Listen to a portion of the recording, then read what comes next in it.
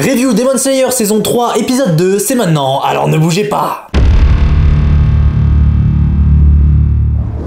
Salut à tous, j'espère que vous allez bien, je suis Rodway Senpai et depuis quelques temps je suis votre guide analyse sur pas mal d'animés et mangas et aujourd'hui nous allons discuter et théoriser de cet épisode 2 de cette saison 3 de Demon Slayer. Bien évidemment avant de commencer je vais vous demander de liker cette vidéo si elle vous plaît et de vous abonner si c'est pas déjà fait, je compte sur vous, ça récompense un peu le travail fourni et ça fait plaisir. Bref, on est parti. Donc dans cet épisode ce qui est cool c'est qu'on va directement nous montrer et faire comprendre du coup que la personne qui était derrière le jeune garçon n'était pas une réelle personne mais plutôt un mannequin comme je théorisais dans ma review précédente. D'ailleurs pour ceux qui ont vu et bien écouté ma dernière vidéo, vous avez sans doute remarqué que mes théories ont été presque toutes bonnes concernant le mannequin et l'arme secrète. Pour ceux qui ont vu ma review du premier épisode, n'hésitez pas à vous manifester parce que perso moi j'étais super content de voir que j'avais eu raison en fait. Ensuite dans cet épisode on a eu l'occasion de découvrir le caractère du pilier de la brume qui était assez surprenant faut le dire, perso je m'attendais pas à ce qu'il soit aussi direct envers ceux qu'il côtoie. D'ailleurs on voit bien que plus on rencontre et découvre des piliers, plus on se rend compte qu'ils ont tous une personnalité différente, aucun d'entre eux jusque là se ressemble, mis à part quand même Rengoku et Uzui qui avaient tout de même certaines ressemblances. Mais voilà, ils sont très spéciaux et cela ne concerne bien entendu pas que leur statut de pilier,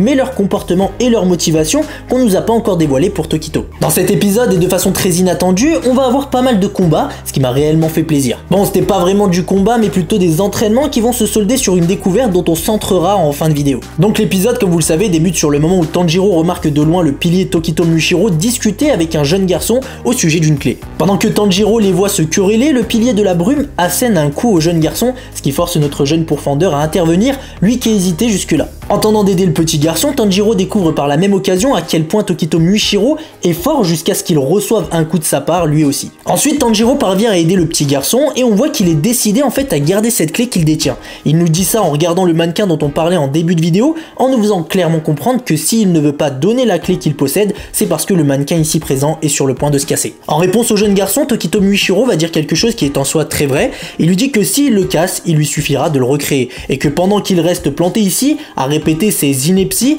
des tas de gens sont en train de mourir. Il dit ça car en tant que pilier, il est vrai qu'il s'avère être précieux, et lui faire perdre son temps ici l'empêche de sauver des vies. Par contre, et je pense qu'on était tous en total désaccord en tant que spectateurs, quand le pilier de la brume disait que les forgerons ne savent pas combattre, qu'ils sauvent personne, et qu'ils ne savent que fabriquer des armes et c'est tout. D'ailleurs en réponse à cela, Tanjiro va agir comme tout le monde aurait agi. Il s'énerve face à ce manque de considération de la part de Mushiro envers les forgerons, et lui explique ce qui personnellement me semble totalement logique, donc que les forgerons ont bien évidemment un rôle extrêmement important, car il est clair que sans eux, les pourfendeurs n'auraient pas d'armes pour combattre, et donc sauver des vies. Sans eux, ils se battraient à main nue, ce qui est tout bonnement impossible, surtout quand il s'agit de faire face à une lune supérieure, et encore plus quand on se rappelle que pour éliminer définitivement un démon, il faut qu'il lui tranche la tête, et pas avec n'importe quel sabre, les sabres du soleil. Donc en résumé, lorsqu'un pourfendeur élimine un démon et sauve des vies, c'est parce que dans l'ombre, un forgeron s'est occupé de lui créer un sabre du soleil.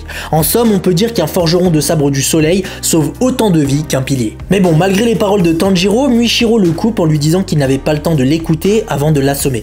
D'ailleurs, lors du discours de Tanjiro, une personne semble les espionner, cachée derrière un arbre. Après quelques minutes, Tanjiro se réveille et a senti tout en se réveillant l'odeur de son forgeron Aganezuka, qui était là présent en ces lieux, mais qui s'est enfui dès qu'il a remarqué que le pourfendeur s'apprêtait à ouvrir les yeux. Une fois réveillé, Tanjiro demande au jeune garçon si Aganezuka était ici, sa réponse a été non, ce qui est totalement faux comme vous le savez, et ce qui prouve très certainement que ce jeune garçon connaît la cachette d'Aganezuka. Par contre, ce qui me semble totalement logique et qui a pas du tout été montré, on va dire, c'est que en fait Tanjiro est capable de savoir si quelqu'un ment ou pas à l'odeur, ce qui fait que je pense que Tanjiro, sans vouloir le dire clairement au jeune garçon, il savait en fait qu'il lui mentait et il savait qu'Aganezuka était bel et bien venu ici. Ensuite, le fait que Tanjiro cite le nom d'Aganezuka qui était venu ici prouve que la personne qui les espionnait précédemment était bel et bien Aganezuka.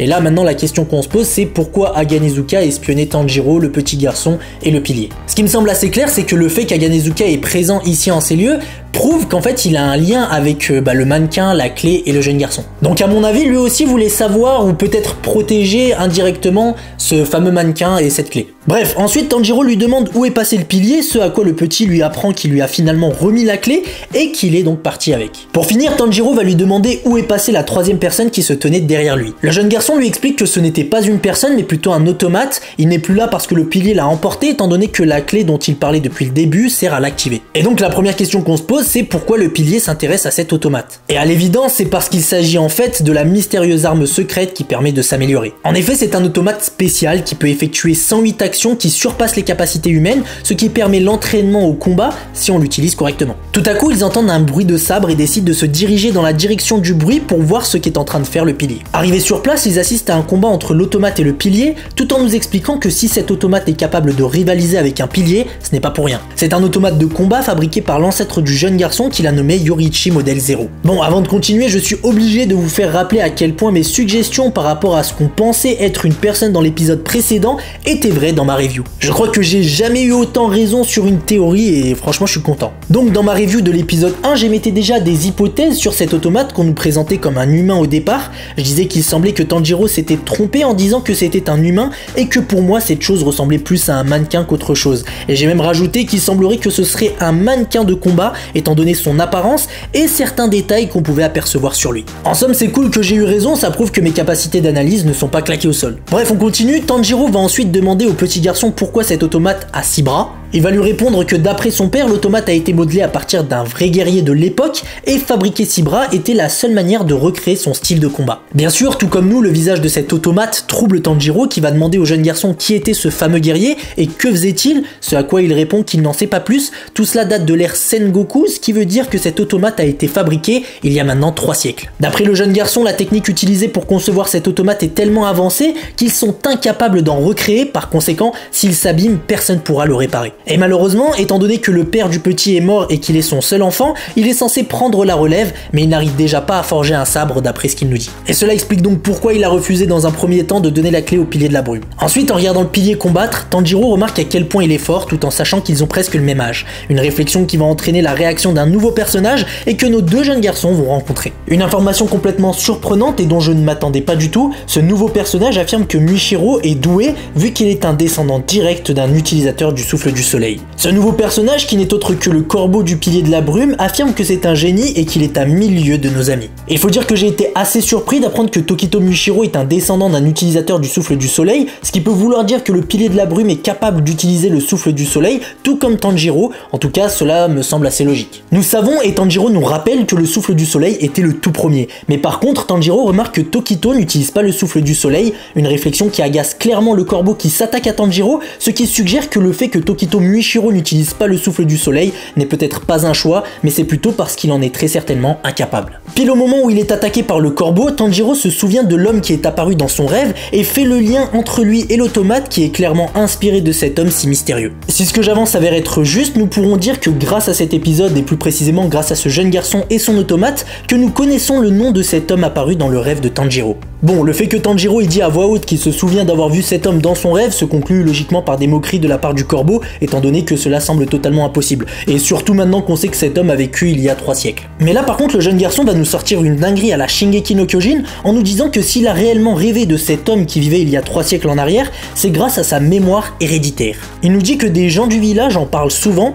ils disent que les êtres vivants héritent de l'apparence mais également des souvenirs, ce qui veut dire que son rêve était en fait le souvenir d'un ancêtre. Et tout cela confirme encore une fois une autre théorie que j'ai faite dans ma review de l'épisode 1. Cette séquence nous dit donc que Sumiyoshi, le deuxième personnage que nous voyons dans le rêve de Tanjiro, est bien un ancêtre de Tanjiro. À ce moment-là, moi je pensais que c'était son père ou son grand-père, ce qui était donc faux, vu qu'on sait aujourd'hui que l'autre homme présent dans son rêve, l'homme à la cicatrice, du coup se nomme très certainement Yoriichi, et qu'il vivait pendant la période Sengoku, il y a 3 siècles. Ce qui veut logiquement vouloir dire qu'en fait Sumiyoshi était le père du grand-père de Tanjiro. Par contre maintenant il y a une question qui se pose forcément, c'est est-ce que le fait d'avoir des souvenirs d'ancêtres est une capacité que tout le monde a dans l'univers de Kimetsu no Yaiba, ou si cela est réservé à une minorité de personnes. Dites-moi ce que vous en pensez en commentaire, sans bien sûr spoiler pour les lecteurs du manga. Après ça, on voit bien qu'une solide amitié est en train de naître entre Tanjiro et le jeune garçon, qui va maintenant nous donner son nom, qui est Kotetsu. Une fois qu'ils se sont échangés leurs prénoms, un bruit se fait entendre. Il s'agit en fait de Muichiro qui vient de mettre un coup d'épée à l'automate et qui vient par la même occasion de l'abîmer encore plus qu'avant. En voyant ça, Kotetsu s'enfuit, ne voulant pas assister à ça,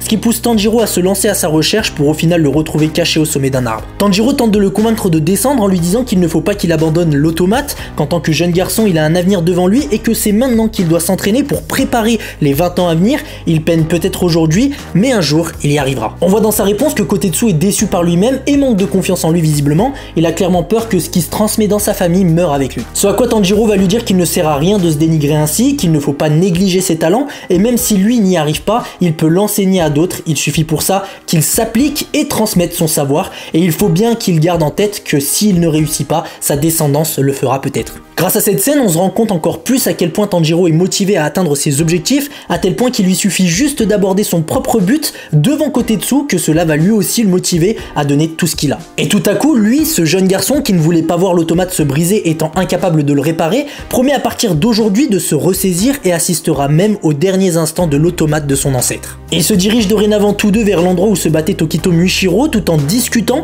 jusqu'à ce que sur leur chemin, ils croisent le pilier de la brume. Ceci les surprend car cela veut dire qu'il a vaincu l'automate en quelques minutes alors que cette prouesse aurait dû lui prendre toute la journée et jusqu'à ce que la nuit tombe d'après Kotetsu. Et il décide de lui poser la question pour être sûr et il leur confirme qu'en effet il a battu l'automate, que c'était un bon entraînement à tel point qu'il en a brisé son sabre. Tokito balance son sabre brisé à Tanjiro en lui demandant de s'en débarrasser pour lui. Au niveau de l'attitude de ce pilier, on pourrait se dire qu'il est l'homme le plus arrogant du monde. Sauf que Tanjiro ne sent aucune animosité quand il leur parle, ce qui suggère qu'il ne fait pas exprès d'avoir ce comportement, il agit tout à fait naturellement en fait. Donc c'est sa nature d'être une raclure. En ayant entendu que l'automate de son ancêtre a été vaincu, Kotetsu se précipite vers le lieu du combat pour voir dans quel état il était. Arrivé sur les lieux, l'automate est à terre et semble ne plus marcher jusqu'à ce que Tanjiro suggère à Kotetsu de voir s'il fonctionne en actionnant la clé. En faisant tourner la clé, ils remarquent ensemble que l'automate fonctionne et Kotetsu va en profiter pour demander à Tanjiro de s'entraîner pour qu'il devienne plus fort que ce pilier qui leur a tous deux manqué de respect. À la suite de ça, Tanjiro va affronter l'automate. Bien sûr, ils lui ont retiré ses sabres pour y mettre des bâtons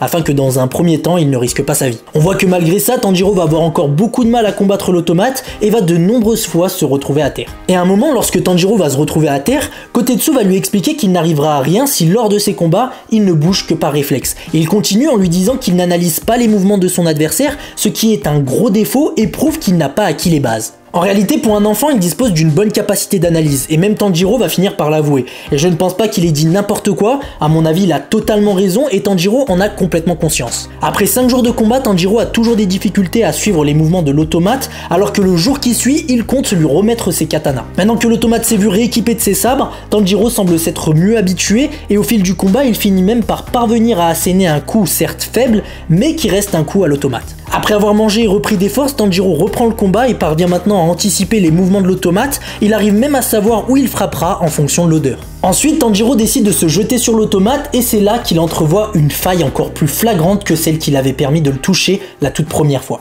Et donc il en profite, sauf que cette fois, il risque de briser l'automate totalement, ce qui chagrinera très certainement son ami Kotetsu. Pile au moment où Tanjiro avait cette pensée, Kotetsu lui rassure qu'il le réparera, donc il peut le briser sans crainte. Ayant eu la confirmation de la part de Kotetsu, Tanjiro frappe l'automate, brise sa lame et finit par complètement briser la tête de l'automate. Une fois sa tête brisée, les deux jeunes garçons vont y découvrir une chose à l'intérieur qui n'est autre qu'un katana vieux de plus de 300 ans. Et sur cette dernière scène, l'épisode s'achève. Donc encore un épisode excellent avec bon nombre de mystères qui s'ajoutent aux révélations qu'il apporte par rapport à l'épisode précédent. En effet, avant cet épisode, on se demandait quelle était cette fameuse arme secrète dont avait parlé le pilier de l'amour à Tanjiro. Aujourd'hui, nous avons eu la confirmation que cette fameuse arme secrète qui permet de s'améliorer était l'automate créé il y a 3 siècles par l'ancêtre de Kotetsu, donc un automate créé à partir d'un guerrier légendaire qui vivait dans la période Sengoku il y a plus de 300 ans. Avec cette dernière scène, on comprend que finalement cette arme secrète qui permet de s'améliorer n'était peut-être pas l'automate, mais ce qui se trouvait à l'intérieur, et qui n'est autre que le katana de ce même guerrier du nom de Yoriichi.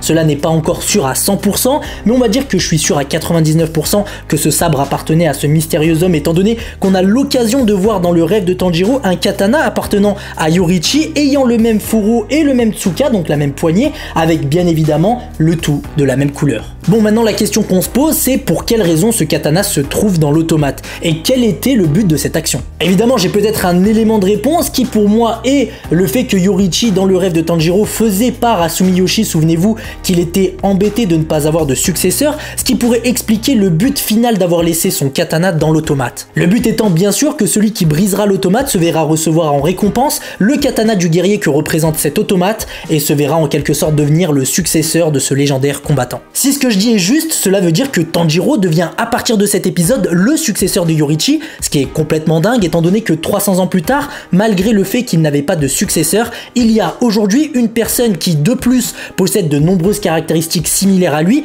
comme par exemple la cicatrice, les boucles d'oreilles ou encore son apparence en général, qui va hériter de son katana, et ça même dans ses rêves les plus fous, il ne l'aurait jamais imaginé. Bon voilà, je pense qu'on a vraiment fait le tour. À mon avis, les deux lunes supérieures ne vont plus tarder à pointer le bout de leur nez, surtout que cette saison ne compte pas énormément d'épisodes. Bref, j'espère que cette vidéo vous aura plu. Si c'est le cas, n'hésitez pas à la liker et à vous abonner si c'est pas déjà fait, je compte sur vous. On se dit à la semaine prochaine pour parler de l'épisode numéro 3. Prenez soin de vous. Allez, ciao les potes!